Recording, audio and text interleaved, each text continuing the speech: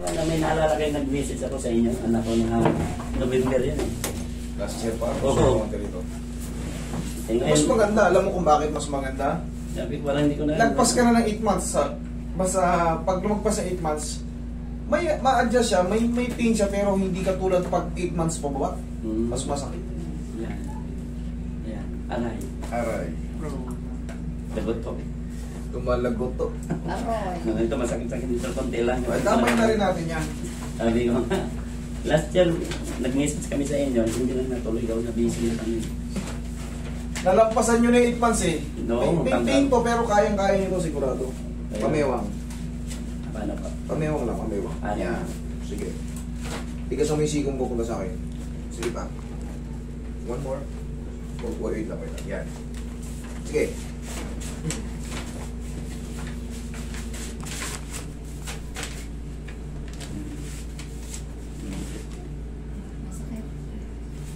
Tamo kahit anong adjust ko nga eh.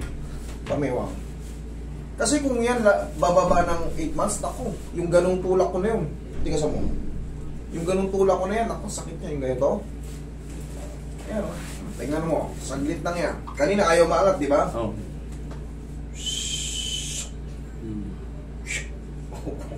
Diba? Kanina. Ito kanina eh. Kanina yun, o, di ba? O, dapat, para sulit.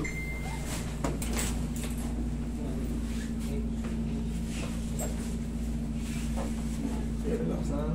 Namutan mo lang. Yeah.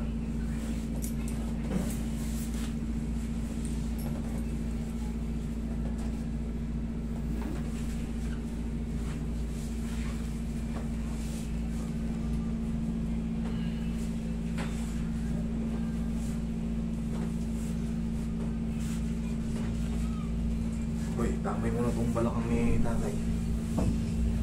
Inhale. Exhale. Oh, no. Isa lang. Isang ano lang. Isang inhale. Exhale. Down. Yung. Huwag niyo mo.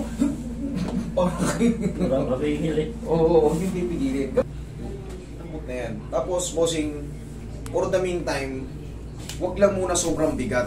Okay, sabihin Kasi ko na. kakaangat ko lang nito. Yung naramdaman mo mga tumunog-tunog dyan kanina. Oh, yun na nga. Isa yun sa mga alignment dyan para maayos yan.